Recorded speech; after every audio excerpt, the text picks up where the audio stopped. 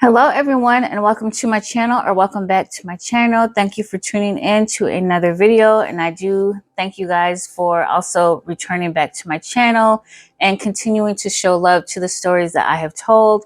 So I'm going to go ahead and continue on with another story for you guys. And basically this story may be a little bit on the sensitive side. As you saw by the title, this story is basically going to deal with a person losing their parent and wanting to get in touch with their parent, and basically just going about it the wrong way rather than doing it how they should.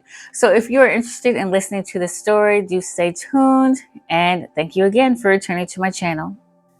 So as you can see by the title of this story, this is Roger's story, and it's basically when communicating with spirit goes wrong. As you can see by the title, this is Roger's story. So Roger was a man who basically grew up with his family. He was very close-knit and very close-tight to his family, especially when it came to his mom. Roger is basically one of those type of men who many of us women may call a mama's boy, or even your friends may call him, you know, still sucking on his mama's titty, different things like that, because he was just so close to his mom, and his mom was his entire world. So unfortunately, Roger's mom did fall very ill to the point where she ended up succumbing to her illness. Now, this, of course, destroyed Roger to the hardest, and he was basically at a point of depression to where he no longer wanted to go out and be with people. He didn't want to talk to people. He didn't want to be at work. He basically just kept to himself to try and process losing his mother, someone who had such a big influence in his life, to the point where he felt like as if he could not go on with his life without his mother. So Roger decided that one day he wanted to do what he could as far as like channeling his mother. And so he just started researching different ways to communicate with spirit and how you should go about doing it. And him really not being skilled in that type of thing and type of spiritual work, he had a friend. Of course, there's always a friend that does this type of stuff. He had a friend at work who he did confront with and basically just talk to her about how he was feeling. And she knew that Roger was already really close to his mom, and she knew that Roger was hurting. So of course she agreed to help Roger out as far as communicating with his mother and what he should do. Now, as far as the friend, and what she decided to have Roger do was basically have Roger to go out to the graveyard, basically where his mom was buried, and to retrieve some of the dirt that's around her gravesite. And then when he came back home, they were going to do like a candle burning, like a seance, basically to contact his mother. So basically what he had to obtain was some of her dirt from the graveyard, a piece of his mother's clothing, and then also an article that was a favor of his mom. So what they did after Roger got some of the graveyard dirt, basically all the materials needed in order to do the seance, him and his friend went ahead and lit some candles, and they decided to channel, they decided to channel his mom. Now, what his friend told him was basically, when we do this channeling, it's going to be you that's going to be going off into the spiritual realm, into the spiritual world, to see if you can find your mom and basically talk to her. But the key thing is, though, you're going to have voices that are going to be talking to you left and right. You're going to hear stuff. You're going to see stuff. But what you cannot do is basically respond to what it is you are hearing and seeing. So if you hear a voice basically calling your name, like saying Roger, whatever you do, do not answer. If you see someone waving at you or trying to, call you over so that you can come to them, whatever you do, do not go to them. And she warned Roger. She told him basically, while you're in the spiritual world, your spirit is going to be open to all the spirits that are already in this spiritual realm. But you have to remain focused on finding your mom, communicating with her so that she can tell you that you're okay. And then you're going to come back down here in this realm on earth, and should feel some type of comfort because you've spoken to your mom and you know that she's doing okay. So Roger, of course, agreed to. He's like, I understand. Don't talk to anyone. Don't look at anyone. Basically, just keep my focus on my mom. And his friend was like, yes, that's correct. So remember what I said. And she's like, Roger, I'm going to ask you one more time. Is this something that you really want to do? And are you ready to do this? And Roger looked down basically, and he just thought to himself, he's like, yeah, I really miss my mom. I really want to talk to her. I just want to see her one last time so I can give my final goodbyes to her. And so his friend was like, okay, well, go ahead and close your eyes, and I'm going to count down from 10. So Roger went ahead and closed his eyes, and his friend counted down from 10, 10, 9, 8, 7, 6, 5, 4, 3, 2, and 1. And when she got to 1, it's like Roger felt this pressure on his chest that basically like as if the life was sucked out of him.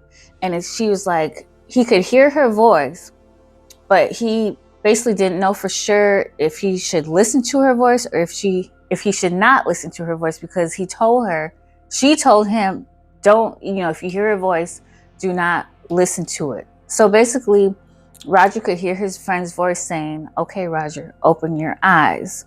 So being scared, Roger went ahead and opened one eye, and he was like, okay. So I think that's her. And he heard her voice again, Roger, open your eyes. So he went ahead and opened both of his eyes. And when he looked around, he just saw everything was just like a dark shadows, basically. Like he could see light off to the right, darkness over to the left, but straight ahead of him was like a doorway. And so he was just like, okay, which way do I go and stuff? He's like, I don't see anything. I don't hear anything. So maybe I should just continue to go forward. And that's exactly what he did. So he went ahead and walked through the door. Now, the time when Roger walked through this door, this is when he could start hearing all the voices. He could see different spirits basically summoning him to come to them and everything like that. And he just kept tried to remember like, no, I cannot entertain this. I cannot entertain this. But it seemed like the more he ignored everything that was going around, the more aggressive it got. Like the voices were to the point where it was like directly in his ear. At some point in time, they were also yelling at him. And these were like different voices, men and women, just basically saying, Roger, Roger, come here, help us, Roger. We need your help. Roger, we're going to take over your body if you don't help us. It was just all these different attacks, spiritual attacks that were coming at him. But Roger knew that, okay, I have to stay focused on finding my mom. And so as Roger continued to walk down, the voices eventually stopped and got quiet. And then when he looked straight ahead, like off to the side in the corner, he saw this little girl. And the little girl was just standing there, and she was smiling at him. And of course, Roger didn't feel any fear towards her because it was this little girl and she was a spirit. And so she just kind of looked at him and she was like, can you help me? And Roger was just like, I'm not going to look. I can't respond. And then she was like, please. She's like, I'm lost. Can you help me? Please, can you help me? And Roger was like, I can't help you. I can't look at you. Please go away. Mistake number 1, he responded to the spirit. And so the little girl came closer to him to the point where he could feel her tugging on his shirt. Please, sir, can you help me? Can you please help me?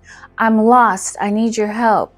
And so as Roger could feel the girl pulling on his shirt, he was just kind of like, I need to help her. I need to help her. He just got this overwhelming feeling that he needed to help this child.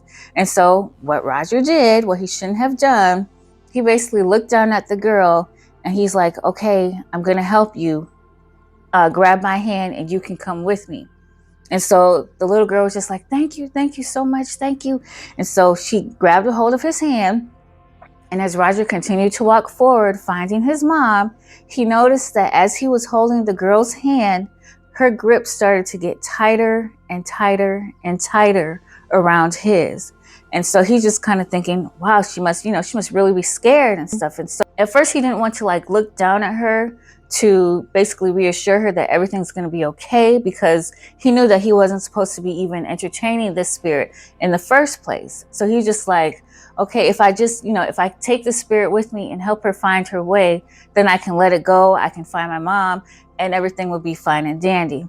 But as they were walking, of course, the grip was getting tighter and tighter and tighter to the point where Roger it was squeezing his hand so hard that he had no other choice but to be like, ouch, like, what, what are you doing? Is everything okay? But this time when Roger turned to look at the girl, it was not a little girl. It was basically a D word.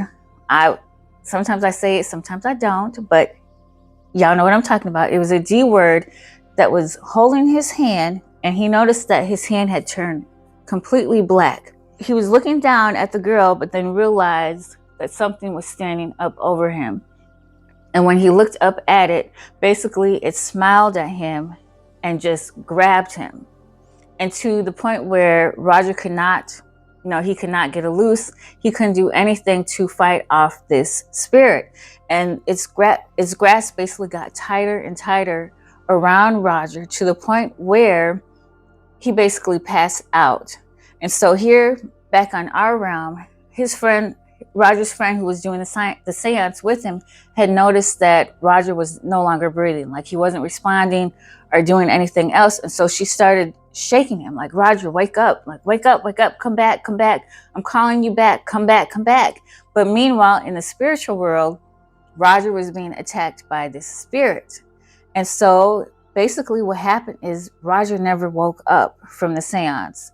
And so his friend had to basically explain like what they did and how Roger's spirit may be lost, dead in this other realm, in this other world. And of course, she did not know how to get him back because he was supposed to have followed the rules, basically, of not communicating with any other spirits besides his mother. So, yes, this is a short story, but that's the end of the story. And I hope you guys enjoyed this story, as I say story so many times. But anyways, if you have any questions or comments, do feel free to leave them in the comment section. Again, I thank you guys for returning to my channel. And if this is the type of content that you like, I would love to have you all as a part of my channel and subscribe to the channel. If you have any friends or family that like this type of content, do feel free to share my videos. And once again, thank you for returning to my channel. And I hope you guys enjoy the rest of your day. Bye.